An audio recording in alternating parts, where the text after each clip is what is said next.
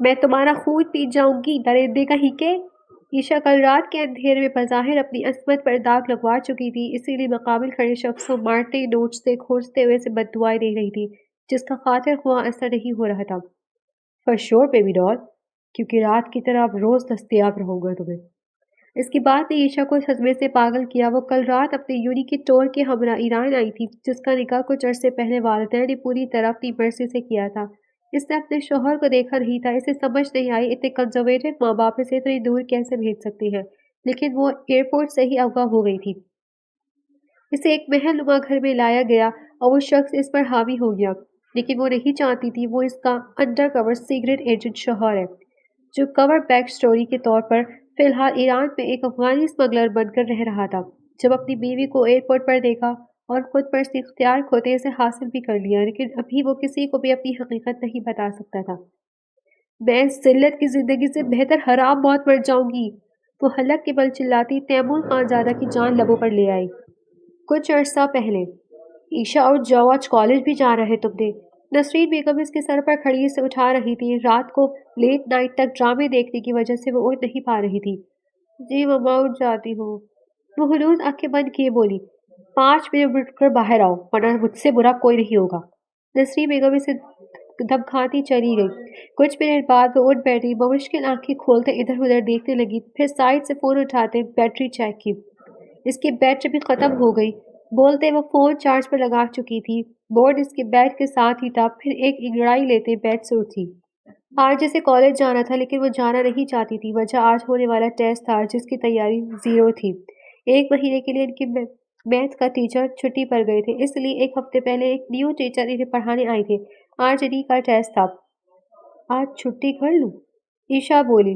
نہیں یار، سر منیب قتل کر دیں گے اگر چھٹی کی تو۔ اتنے زیادہ ٹیچرز میں سے ہمیں یہی ٹیچر ملنے تھے۔ اللہ جانے اتنے روڈ کیوں ہے۔ یقیناً ان کی بیوی ہر روز انہیں جلا ہوا کھانا دیتی ہوگی۔ وہ بیڈ سے بڑبڑاتے اٹھی اور بولتے واش روم میں بند ہو گئی۔ نسرین بیگم نے ناشتہ ٹیبل پر رکھ دیا تھا، خود شاید وہ کچن میں تھی۔ عشا ناشتہ کرنے کے بعد اٹھی اور اب کمرے میں جاتے تیار ہونے لگی۔ اللہ کرے آج سر منیب آئے ہی نہیں، اگر آ گئے تو کیا؟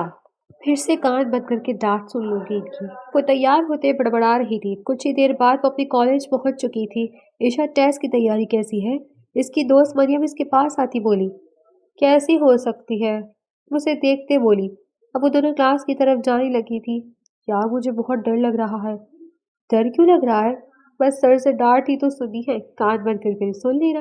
عشا نے بے فکر لہجے میں بولی۔ آسان ہے سر کی ڈانٹ سننا، اتنا برا لگتا ہے؟ تو پھر ٹیسٹ کیوں یاد نہیں کیا؟ میں تو خیر ڈرامہ دیکھتی رہی تھی، تم بتاؤ۔ یار مجھے سمجھ ہی نہیں آیا کچھ، رات کو اتنی دیر تک ٹرائی کرتی رہی ہوں لیکن کچھ سمجھ نہیں آیا، مریم بیچارگی سے بولی۔ خیر یار 45 منٹ کی بات ہے، اللہ اللہ کر کے گزر ہی جائے گے۔ وہ دونوں اب کلاس میں داخل ہو چکی تھی۔ ان کے پیچھے ہی سب منیب کلاس میں داخل ہوئے۔ وہ تقریباً 25 یا 26 کے لگ بھگ تھے۔ سب سے یونیک ان کی بلیو آنکھیں تھیں جو اپنا رنگ بدلتی رہتی تھی۔ ہلکی ہلکی لائٹ براؤن داڑھی کے ساتھ وہ پاکستانی کہیں سے نہیں لگتے تھے۔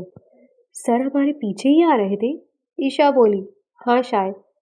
کچھ منٹ بعد ان کا ٹیسٹ شروع ہو گیا۔ عشا کے آگے مریم بیٹھی تھی۔ سر نے 2 سوال لکھوائے تھے، عشا کو ایک بھی نہیں آتا تھا جبکہ مریم حل کرنے کی کوشش کر رہی تھی۔ مس عشا آپ کیوں نہیں کر رہی؟ سر منیب اس کے پاس آتے بولے۔ ان کی آواز پیاری تھی لیکن غصے سے بھری۔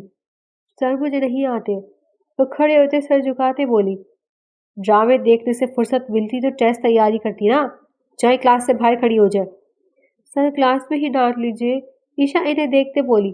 باہر جائیں، مستقل لہجے میں بولا۔ عشا منہ بناتے باہر چلی گئی۔ وہ اپنی کلاس میں سب سے ٹھیک لڑکی تھی۔ کچھ دور کھڑے ہونے کے بعد وہ کلاس کے سامنے آئی۔ سر میں پانی پیاؤں؟ وہی کھڑے رہے۔ سر کلاس میں آنے کے بعد بھی تو مجھے جانا ہی ہوگا، تو پھر ابھی ہی چلی جاتی ہوں۔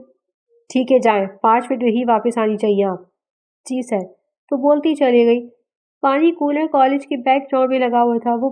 وہ بینچ پر بیٹھی آرام سے پانی پی رہی تھی جب اسے کچھ عجیب آوازیں آئیں۔ وہ حیران ہوئی اور کھڑے ہوتے ادھر ادھر دیکھنے لگی۔ کولر کے تھوڑا دور ہی ایک کمرہ بنا ہوا تھا جس کے بارے میں سب کا یہی خیال تھا کہ یہاں پانی ٹینکی ہے۔ وہ کمرے کے پاس جاتے کھڑی ہو گئی۔ یہ کیا لائے ہو ریاض؟ باس نے یہی دی ہے، لیکن یہ ہم کیسے پانی میں ملا سکتے ہیں؟ باس کا کہنا ہے کہ اس طرح کا حق زیادہ کہ جتنی زیادہ لڑکیوں کو نشے کی لت لگے گی اتنا منافع ہوگا۔ ٹھیک ہے پھر ملا دو۔ عشا کی آنکھیں پھیلی، اس نے گلاس فوراً کولر میں رکھا اور بھاگ گئی۔ اس کی سپیڈ اچھی خاصی تیز تھی، جب تک کمرے میں موجود آدمی باہر نکلے وہ گراؤنڈ سے غائب ہو گئی تھی۔ کہاں تھی آپ؟ کلاس کے باہر ہی سر منیب کھڑے تھے، یقیناً وہ اس کا انتظار کر رہے تھے۔ سر سر وہ اس کا سانس پھلا ہوا تھا۔ بھاگ کر کیوں آئی ہے؟ وہ ابھی سے گھور رہا تھا، جو گھٹنوں پر ہاتھ رکھ کے سانس لے رہی تھی۔ بات ہی کچھ ایسی تھی، بھاگنا پڑا ورنہ انہیں پتہ چل جاتا۔ کیا پتہ چل جاتا؟ کسے؟ وہ اب سنجیدہ ہوا تھا۔ واٹر کولر کے ساتھ جو کمرہ ہے وہاں سے دو لوگوں کی باتوں کی آواز آ رہی تھی۔ وہ پانی میں ڈرگس۔ منیب نے اس کا ہاتھ اٹھاتے سے روکا۔ میرے آفس جائیں سیدھا، اور کسی کو کچھ مت بولیے گا۔ جی سر۔ کلاس نیکسٹ کوشچن کی پریکٹس کریں، وہ سیم ایسا ہی ہے جو میں نے بورڈ پر کرایا ہے۔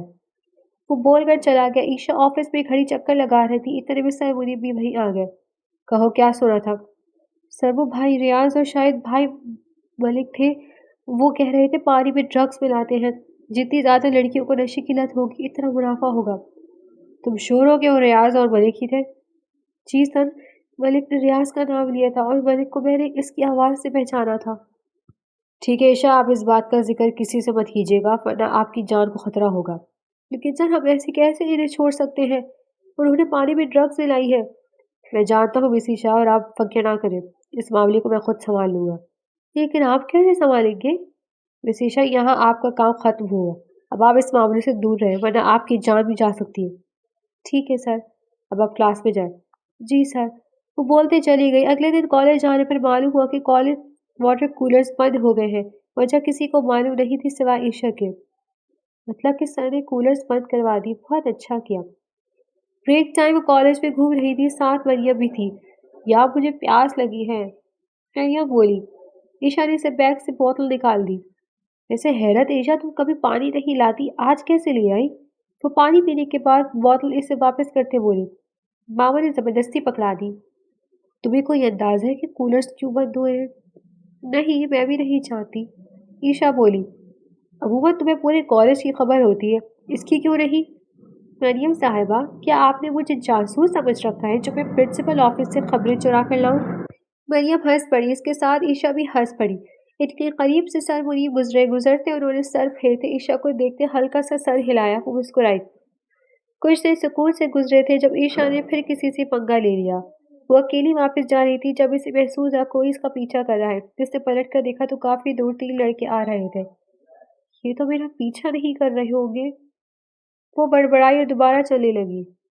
کچھ ہی دیر گزرے جب اسے پھر وہی احساس ہوا، اس نے مڑ کر دیکھا تو وہی لڑکے اس کے پیچھے آ رہے تھے، لیکن اب فاصلہ کچھ کم تھا۔ سڑک کنارے کھڑے ہوتے عشا نے بیگ سے فون نکالا اور کان کے ساتھ لگایا۔ کالج میں فون لے جانے کی اجازت نہیں تھی، لیکن وہ پھر بھی لے کر جاتی تھی۔ ہیلو پولیس اسٹیشن، وہ ان لڑکوں کو دیکھتے بولی۔ پولیس کا نام سنتے وہ تینوں گڑبڑائے۔ وہ تینوں تیزی سے اس کے آگے سے گزرے اور ایک گلی میں مڑ گئے۔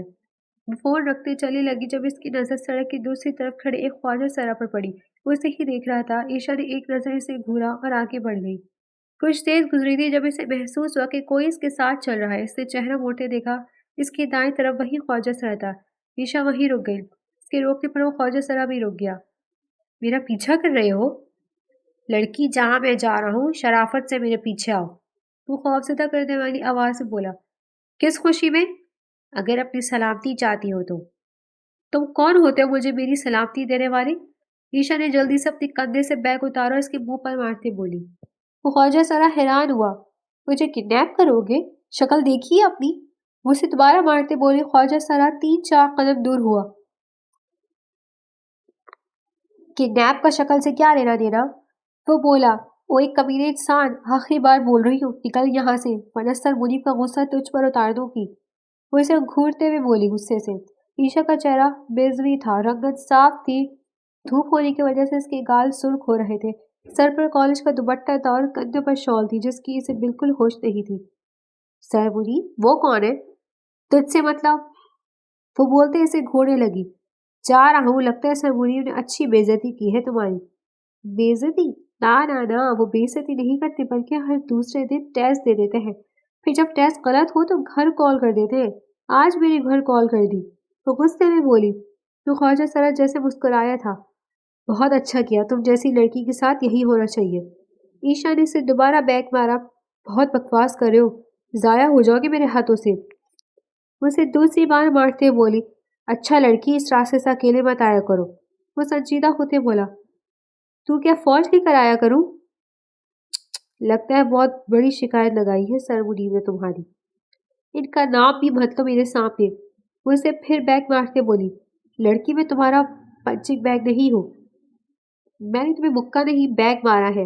وہ بیگ کندھے پر ڈالتے بولی، میں سنجیدہ ہوں لڑکی، اس راستے پر آج کل بہت گنڈے گھومتے ہیں۔ میں کیا کروں؟ میرے گھر کو یہی راستہ جاتا ہے، تو پھر گھر میں سے کسی کو لے آیا کرو ساتھ۔ پہلی بات، چھوٹی بچی نہیں ہوں میں۔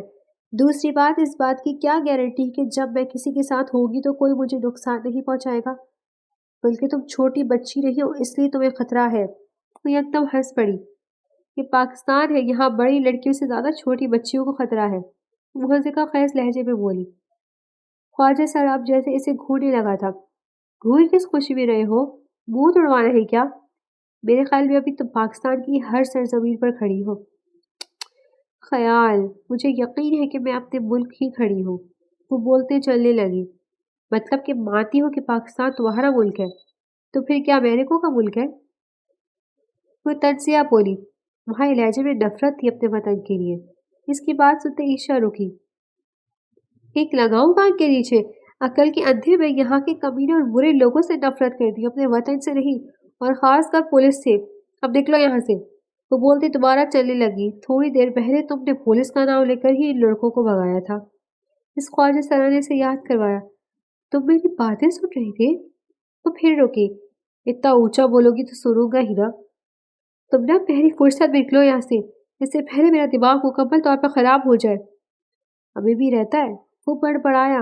عیشا حیران ہوئی، پھر اپنے بیگ کے اندر سے تائتے سے مارنے لگی۔ بس بس، تمہارا موبائل ٹوٹ جائے گا، وہ اپنا بچاؤ کرتے بولا۔ عیشا نے فوراً موبائل نکالا اور اسے چیک کیا، پھر دوبارہ چلنے لگی۔ اتنے میں اس کی امی کی کال آنے لگی۔ السلام علیکم ماما۔ وعلیکم السلام، کہاں ہوں؟ آ رہی ہوں، راستے میں ہوں۔ ٹھیک ہے۔ کیوں، کیا ہوا؟ تمہاری ٹیچر کی کال آئی تھی۔ جانتی ہوں سر، منیر نے کال کی تھی گھر۔ تمہارا ٹیسٹ پھر سے غلط ہوا عیشا، آخر تم پڑھتی کیوں نہیں ہو؟ سارا دن ڈرامے، سارا دن ڈرامے۔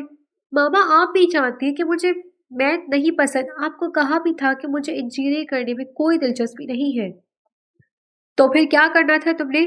ہاں وہی فضول۔ ماما پلیز، کر تو رہی ہوں آپ کی مرضی کا سبجیکٹ، مزید کیا کروں؟ اور رہی بات میتھ کی، تو مجھ سے کوئی امید نہ رکھے کہ میں اس میں پاس ہونے کی کوشش بھی کروں گی۔ تم گھر آؤ، پھر بات کرتے ہیں۔ اوکے، میں راستے میں ہوں، اللہ حافظ۔ اس نے بولتے فون بیگ میں رکھا۔ تمہیں میتھس نہیں پسند؟ تو خواجہ سرا اس کے برابر آتے بولا، تم گئی نہیں؟ اس گلی کے آخر تک تمہارے ساتھ جاؤں گا۔ وہ کیوں؟ یہاں خطرہ ہے۔ عیشا نے سر جھٹکا۔ انجینئر تو بہت اچھا کام ہے، پھر تمہیں کیوں نہیں پسند؟ ویسے ہی میرے شوق الگ ہے، مجھے میتھس نہیں پسند اور نہ ہی انجینئر میں کوئی دلچسپی ہے مجھے۔ تو پھر تمہیں وہی کرنا چاہیے تھا جو تمہیں پسند تھا۔ ماما نے نہیں کرنے دیا۔ کس کا شوق تھا تمہیں؟ شوق اب بھی ہے، وہی کرتی ہوں سارا دن۔ Fashion designing? مطلب کہ کالج کا پڑھنے کے بجائے تم فون دیکھتی رہتی ہو؟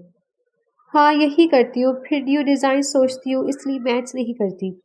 تو کیا باقی سبجیکٹس کرتی ہو؟ ہاں، ہر اتوار کو پڑھتی ہوں باقی سب کا۔ میتھس سے خاص دشمنی ہے تمہاری؟ اپنے کام سے کام رکھو۔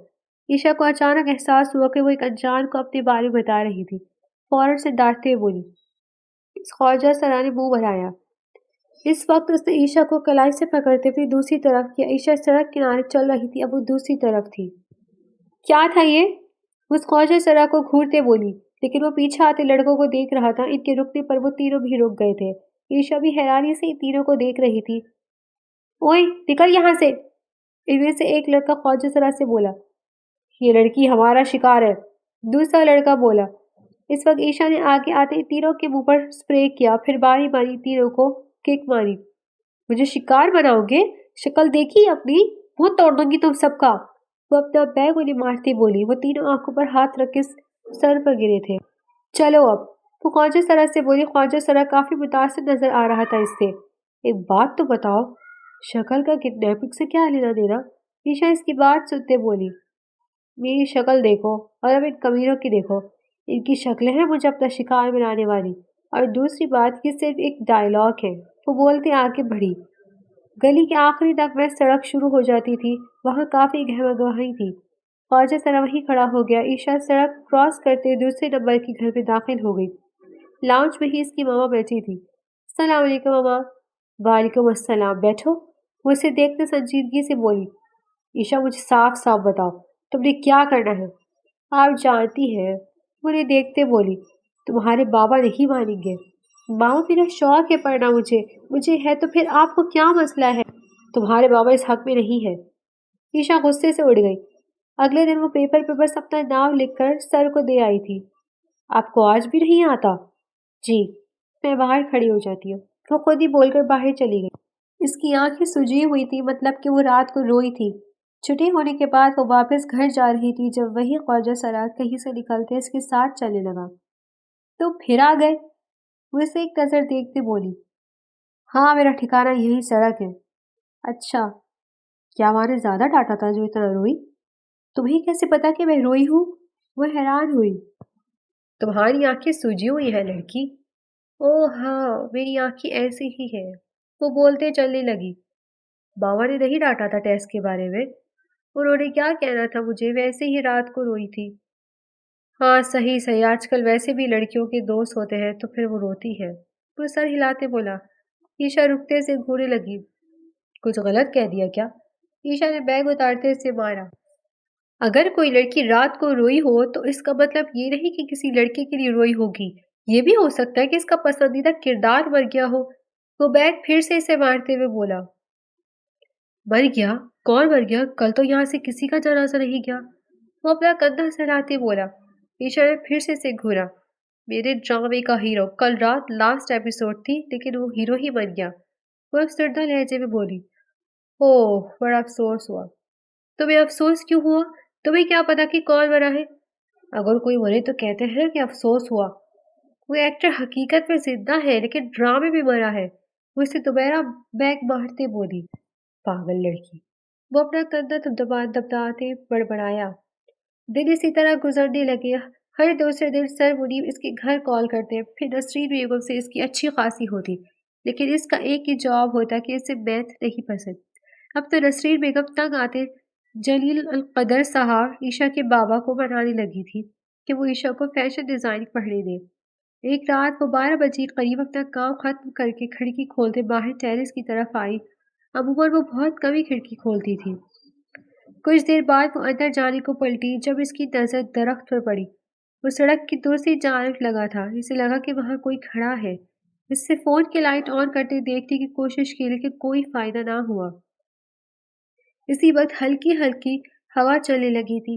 اس کے کمرے تک آتے بال ہوا کے دوش پر لہرانے لگے تھے۔ وہ مسکراتا ہوئے محسوس کرنے لگی تھی آج کل ویسے ہی سے زندگی عجیب لگنے لگی تھی۔ کچھ دیر بعد وہ سونے کے لیے اندر چلی گئی۔ اس کے جاتے ہی درخت کے اوٹ سے کوئی باہر نکلا۔ اس کی آنکھیں اندھیرے میں چمک رہی تھی۔ اگلے دن بریک ٹائم عشا کو سزا کے طور پر میتھ کا ٹیسٹ 5 بار حل کرنا تھا۔ وہ اور مریم کالج کے فرنٹ گراؤنڈ میں بیٹھی تھی۔ سر اس وقت ہی جا رہے ہیں؟ مریم سر منیب کی گاڑی کالج سے نکلتے دیکھ کر بولی۔ ہمیں سر درد دے کر خود چلے گئے ہیں۔ عشا ایک نظر دیکھتے بولی۔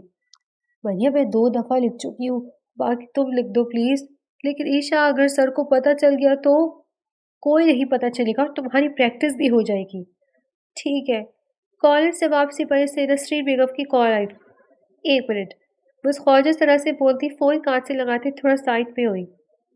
السلام علیکم ماما۔ وعلیکم السلام۔ عشا کہاں ہو؟ راستے میں ہوں ماما۔ اچھا جلدی آؤ، تمہارے بابا آئے ہیں۔ سچ میں؟ اتنی اچانک؟ وہ خوشی سے چیخی۔ ہاں ٹھیک ہے، میں جلدی آتی ہوں، اللہ حافظ۔ کیا ہوا؟ وہ خواجہ سرا بولا۔ بابا آئے ہیں۔ وہ تیز قدم اٹھاتے بولی۔ کہاں سے؟ وہ اسپین ہوتے ہیں۔ اچھا۔ وہ دونوں ہم قدم چل رہے تھے کہ انہیں رکنا پڑا۔ ان کے سامنے 5 لڑکے کھڑے تھے۔ ایک لڑکا آگے کھڑا تھا، باقی 4 اس کے پیچھے تھے۔ کون ہو تم لوگ؟ عشا بولی۔ یہ لڑکی تھی وہ؟ ان لڑکوں کا باس بولا۔ جی۔ اس چھوٹی سی لڑکی سے مار کھائی ہے تم لوگوں نے، شرم سے ڈوب مرو۔ ایشا نے بیگ سے اسپرے نکالی۔ اس سے پہلے وہ اسپرے کر پاتی اس لڑکے نے اس کے ہاتھ پر گھومتے کک ماری جس سے بوتل اس کے ہاتھ سے گری۔ اس خواجہ سر نے فوراً اسے پکڑتے پیچھے کیا۔ تمہارا دماغ خراب ہے کیا؟ وہ نے دیکھتے غصے سے بولا۔ اوئے تو نکل یہاں سے ورنہ تیری ہڈی پسلی توڑ دیں گے۔ میرا نام اوئی نہیں گلابو ہے، تو خواجہ سرا بولا۔ گلابو؟ وہ لڑکے ہنس پڑے، حیران تو عیشا بھی ہوئی۔ سڑک پر گری بوتلیں دیکھتے عیشا وہ بوتل اٹھانے کو آگے بڑھی۔ ان لڑکوں کے باس نے اس کا بازو پکڑ لیا۔ نا کوئی ہوشیاری نہیں، بازو چھوڑو، گلابو نے سے گھورتے اس لڑکی کی کلائی پکڑتے کہا۔ بہت ہیرو بننے کا شوق ہے تجھے، وہ لڑکا بولا۔ میں کہہ رہا ہوں کہ بازو چھوڑو۔ عیشا نے آنکھیں گھماتے اپنے دوسرے ہاتھ کے ناخن اس لڑکے کے ہاتھ میں گاڑے۔ پوری شدت سے ناخن مارتے اس نے اس لڑکے کے پیر پر بھی پیر مارا۔ وہ ہلکا سا کراہا۔ اس کی گرد ڈھیلی ہوتے ہی عیشا نے اپنا بازو چھڑوا لیا۔ عیشا کو دور کرتے گلاب نے اسے ایک مکہ مارا۔ وہ لڑکا کئی قدم دور ہوا۔ باقی 4 لڑکے بھی اب ان سے مارنے آئے۔ عیشا نے جلدی سے اسپرے بوتل اٹھا لی۔ گلابوں کو ایک وار سے ہی وہ سب نیچے گر گئے۔ عیشا اسے لڑتا دیکھ کر متاثر کم حیران زیادہ ہوئی تھی۔ تمہیں لڑنا آتا ہے؟ جن کی ساری زندگی سڑکوں پر گزری ہو انہیں لڑنا آ ہی جاتا ہے، وہ عیشا کے پاس آتے بولا۔ اس نے اسپرے بیگ میں رکھی۔ ہاتھ دکھاؤ اپنا۔ اس نے عیشا کا ہاتھ دیکھا جو کافی سرخ ہو رہا تھا۔ میں نے کہا تھا نا کہ راستہ بدلو۔ میں نے بھی کہا تھا کہ میرے کالج کو یہی راستہ جاتا ہے، تو پھر کالج بدل لو۔ میں تو فوراً بدل دوں لیکن میرے گھر والے نہیں مان رہے، وہ چلتے ہوئے بولی۔ گھر پہنچی تو دیکھا کہ اس کے بابا لاؤنج میں بیٹھے تھے۔ وہ جلدی سے ان سے ملی۔ آپ نے آنے سے پہلے بتایا کیوں نہیں؟ بس اچانک یہ پلان بنا اس لیے۔ صحیح۔ ہاتھ پر کیا ہوئی عیشا؟ نسرین بیگم اس کا ہاتھ دیکھتے بولی۔ پھر عیشا نے آج ہونے والی واقعے کے بارے میں بتایا۔ اس کی بات سنتے وہ دونوں بھی پریشان ہو گئے۔ کوئی بات نہیں، کل سے میں تمہیں لینے آیا کروں گا۔ اس کی ضرورت نہیں ہے بابا، گلابو وہی ہوتا ہے۔ ہم کسی بھی خواجہ سرا پر بھروسہ نہیں کر سکتے۔ 1 مہینے سے وہی میرے ساتھ آتا ہے تو میرا خیال ہے کہ ہم اس پر بھروسہ کر سکتے ہیں۔ تمہارے بابا لے آیا کریں گے تمہیں، نسرین بیگم بولی۔ وہ آج ہی تو ہے واپس، آپ انہیں آتے ساتھ ہی کام پر لگا دیں۔ کام کیسا؟ فرض ہے میرا، جب تک پاکستان ہوں میں تمہیں لے آیا کروں گا اور جانے سے پھر کوئی گاڑی لگوا دیں گے۔ آپ جانتی کہ مجھے وین نہیں پسند، چلو دیکھ لیں گے اس کا بھی کوئی حل۔ اگلے دن وہ چھٹی پر تھی۔ دوپہر کا کھانا کھانے کے بعد کمرے میں بیٹھی کوئی فیشن کے متعلق ویڈیو دیکھ رہی تھی جب نسرین بیگم کمرے میں آئی۔ جی امی، وہ فون رکھتے بولی۔ تمہارے لیے ایک رشتہ آیا ہے۔ انکار کر دے، مجھے ابھی شادی نہیں کرنی۔ میں پوری بات تو سن لو میری۔ جی بولے، لیکن فائدہ کوئی نہیں ہے۔ رشتہ ہمارے جانے والے کا ہے، لڑکا بھی اچھا ہے، تیمور نام ہے اس کا، کماتا بھی اچھا ہے اور سب سے بڑی بات تمہیں پسند بھی کرتا ہے۔ تو اسے کس نے کہا تھا کہ مجھے پسند کرے؟ عیشا، مجھے اور تمہارے بابا کو کوئی اعتراض نہیں اس رشتے سے، لیکن مجھے ہے، مجھے نہیں کرنی شادی، ویسے بھی ابھی میں صرف 18 کی ہوں۔ میری پوری بات سن لو گی؟ تو اب اسے گھورتے بولی۔ جی کہیے۔ سب سے اہم بات کہ اس لڑکی کے تمہارے فیشن ڈیزائن بننے پر کوئی اعتراض نہیں ہے۔ عیشا ان کی بات سنتے حیران ہوئی۔ لیکن ماما، اسے کیسے پتا کہ مجھے فیشن ڈیزائننگ بننا ہے؟ میں نے ہی کہا تھا کہ تمہیں اس سب کا شوق ہے، تو اس نے کہا کہ یہ اچھی بات ہے اور اگر تم ڈیزائنر بننا چاہو تو بن سکتی ہو۔ مطلب کہ میں اگر اس رشتے کے لیے ہاں کروں تو آپ لوگ مجھے فیشن پڑھنے دیں گے؟ ہاں، تمہارے بابا کو بھی کوئی اعتراض نہیں ہوگا۔ ٹھیک ہے، پھر آپ رشتہ پکا کر دیں، لیکن شادی 6-7 سال بعد ہوگی۔ تیمور کو منگنی کے بجائے نکاح کرنا ہے۔ میرا دماغ خراب ہے جو میں ابھی شادی کر لوں؟ مجھے نہیں کرنی، انکار کر دے۔ رخصتی تمہاری پڑھائی مکمل ہونے کے بعد ہی ہوگی، ابھی صرف نکاح ہی ہوگا، کیونکہ تیمور بھی اپنے کام کے سلسلے میں دوسرے ملک جا رہا ہے، اس لیے جانے سے پہلے وہ نکاح کرنا چاہتے ہیں۔ ہاں، پھر 2 سال بعد آ کر رخصتی۔ مجھے نہیں کرنا یہ رشتہ۔ 2 سال بعد نہیں، وہ کہہ رہا تھا کہ 5-6 سال لگ جائیں گے اسے وہیں، پھر رخصتی ہوگی۔ رشتہ تمہارے فائدے کا ہے، باقی تمہاری مرضی۔ اگر میں اس رشتے کے لیے ہاں کر دوں تو میں فیشن پڑھ سکتی ہوں، اور اگر انکار کروں تو کچھ سال بعد پھر مجھے ہاں کرنی ہی پڑے گی، لیکن تب میں فیشن نہیں پڑھ سکوں گی۔ تو کیا کرنا چاہیے؟ وہ بڑبڑائی۔ اونچا بولو۔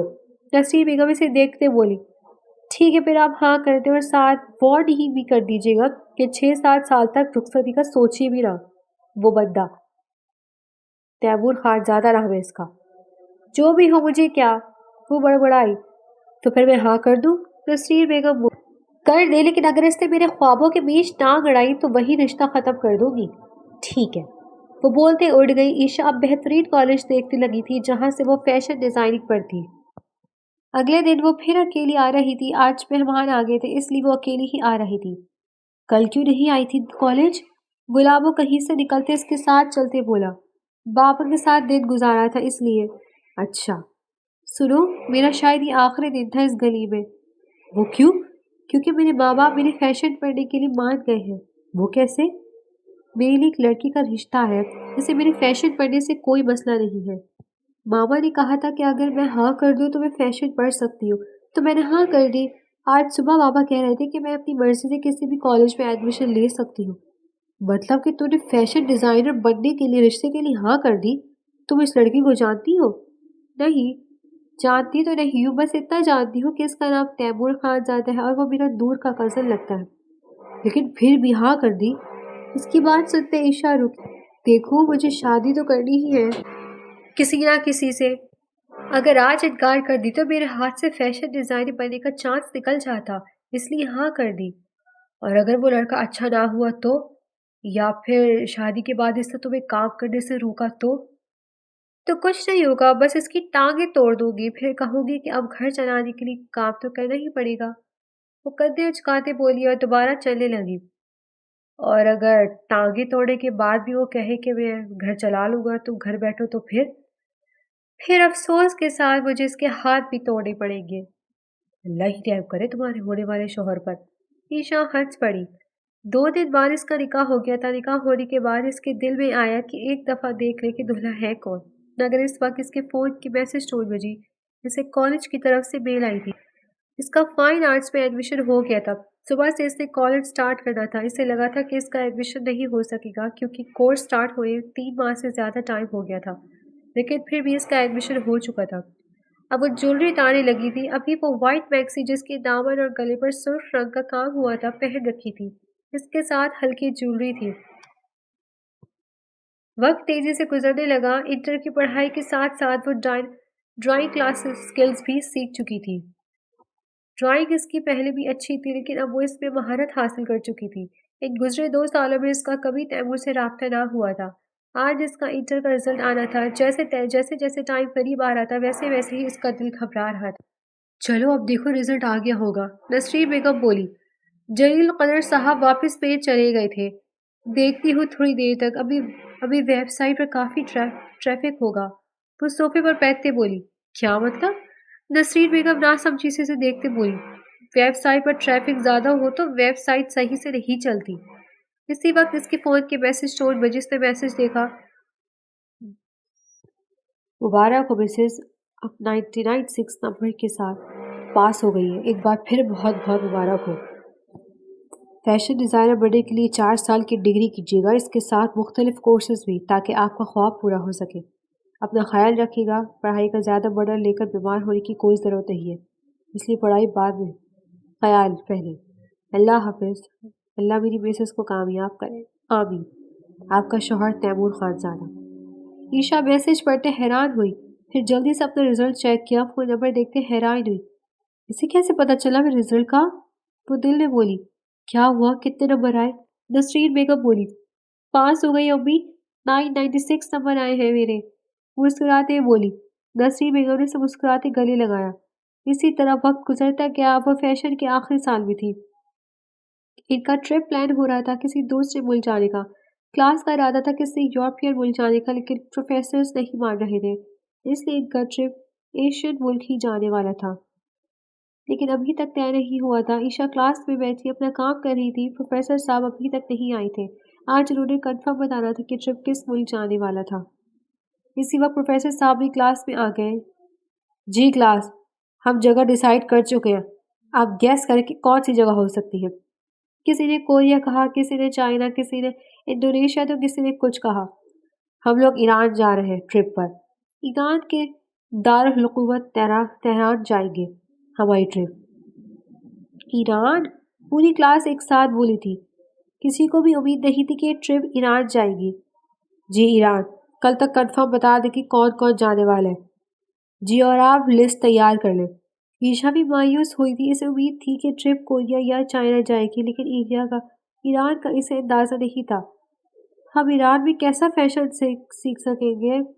وہ بڑبڑائی۔ وہ فون پر ایرانی فیشن سرچ کر رہی تھی۔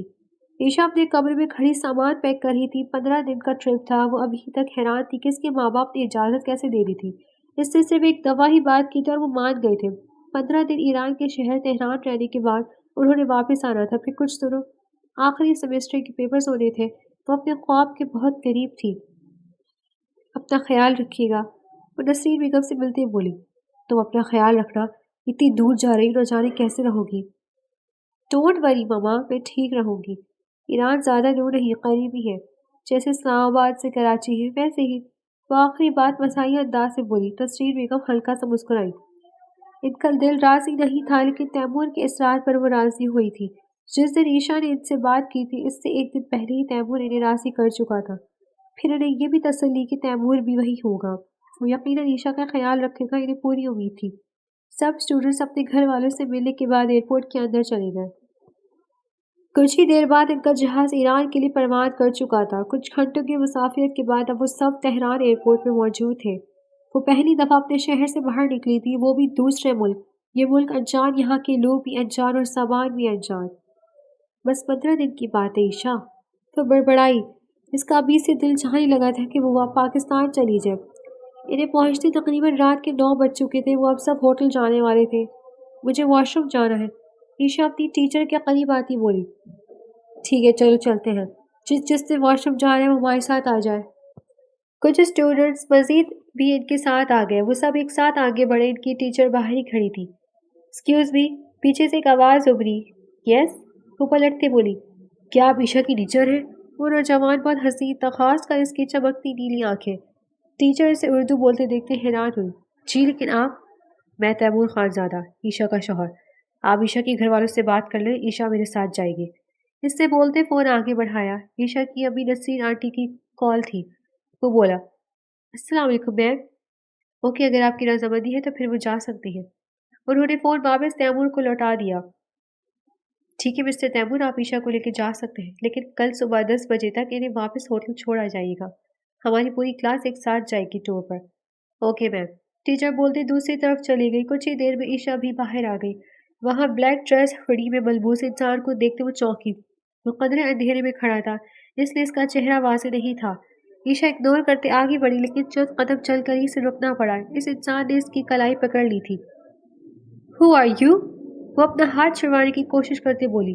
تیمور نے پستول نکالی اور ہتھوڑی کے نیچے رکھی۔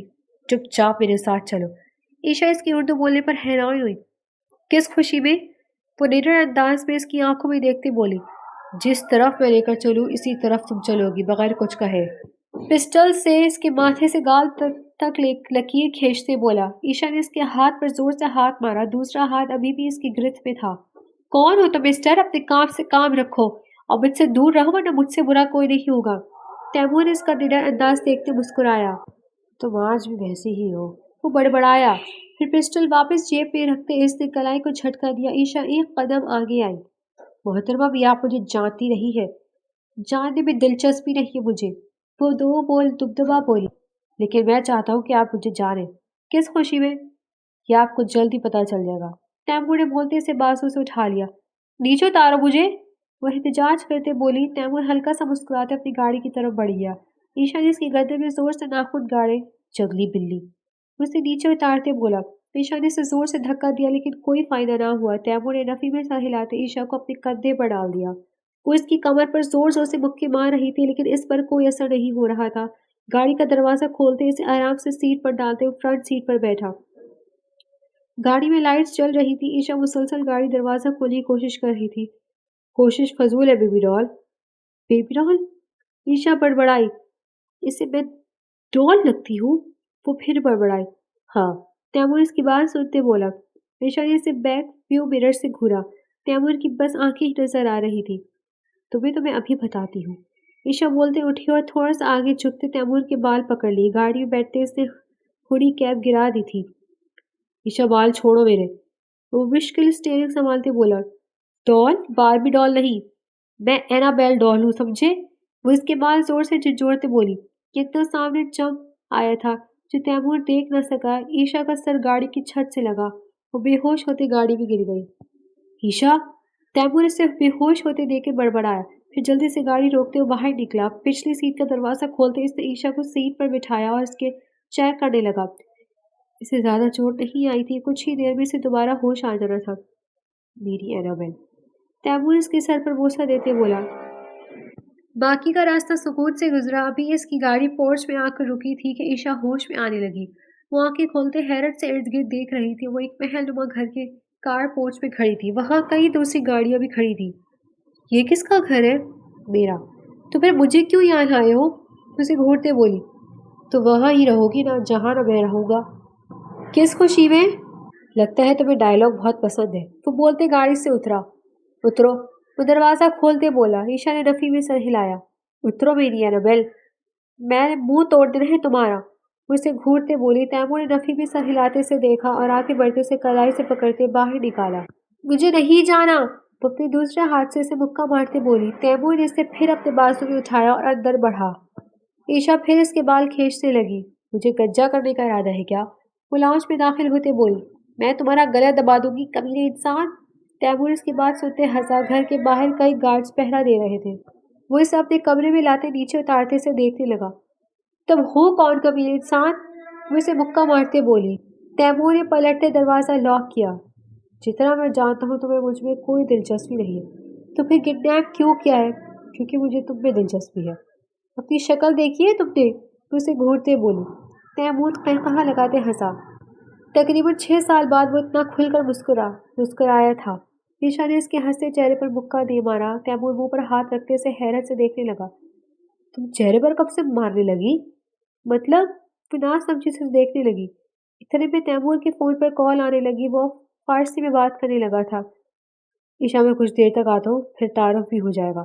अभी मुझे काम से जाना है, और जब तक मैं ना आ जाऊँ यहाँ से भागने का मत सोचना, क्योंकि बाहर हर तरफ गार्ड्स हैं। वो बोलते बाहर चला गया और दरवाज़ा लॉक कर गया। काफ़ी देर बाद कमरे का दरवाज़ा खुला और तैमूर अंदर आया। जैसा वो गया था वैसा ही वो वापस नहीं आया था। वो ब्लैक थ्री पीस में मलबूस था। जितना टाइम वो बाहर रहा था, ईशा ने यहाँ से निकलने का रास्ता ढूंढना चाहा था, लेकिन कोई फायदा नहीं हुआ। थक कर वो जमीन पर बैठ गई थी।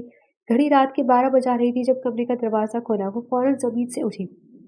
कोट उतारते वो सोफे पर बैठा। शूज उतारने के बाद वो ईशा के देखने लगा। इसकी नीली आंखों में हल्की हल्की सुर्खी थी। अब बताओ कौन हो तुम? ईशा बोली। तैमूर कुछ कहे बगैर उठा और इसके सामने खड़ा हुआ। ईशा को इसका देखना अजीब लगा। मैं तुमसे कुछ पूछ रही हूँ।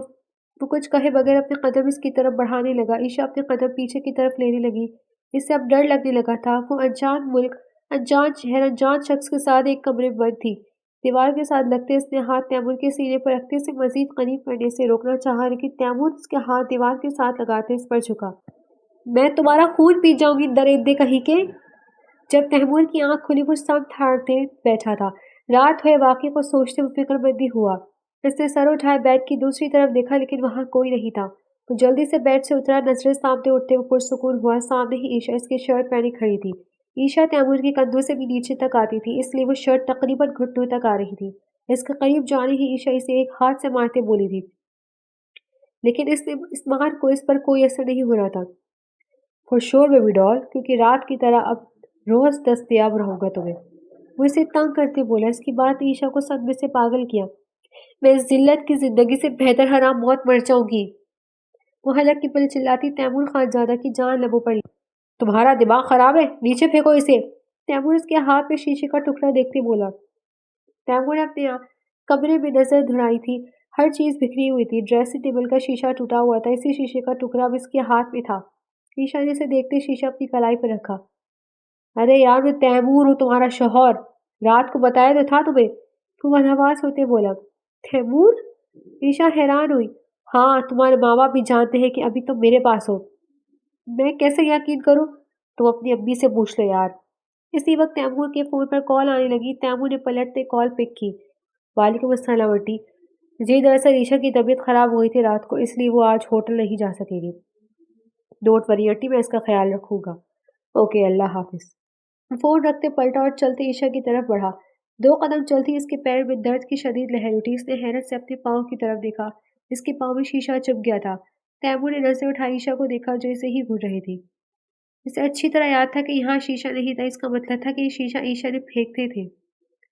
تم بے شک تیمور ہو، لیکن تمہیں کس نے اتنا حق نہیں دیا کہ تم میرے ساتھ زبردستی کرو؟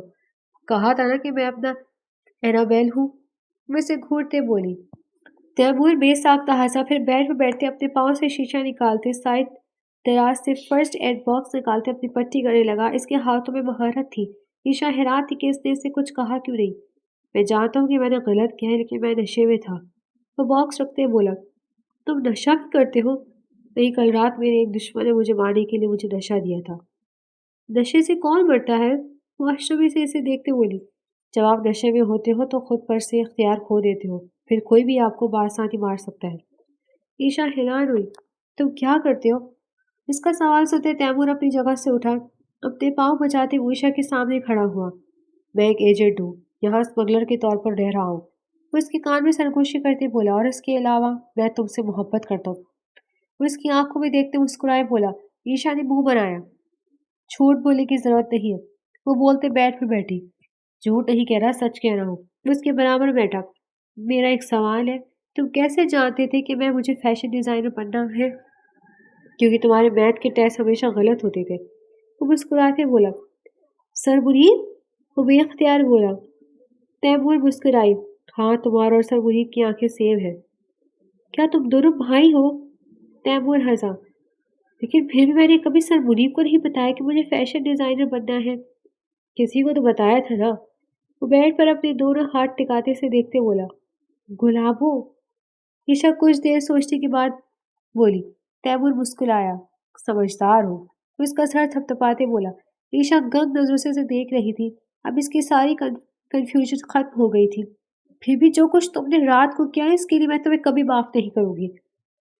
اس کی بات سنتے تیمور نے گہرا سانس لیا، پھر اپنا سر عیشا کی گود میں رکھتے لیٹ گیا۔ عیشا آنکھیں پھیلائی سے دیکھنے لگی۔ ڈرگس کی ہیوی ڈوز تھی یار، لیکن پھر بھی یہ کوئی بہانہ نہیں ہے، اس لیے میں پوری کوشش کروں گی تم مجھے معاف کر دو۔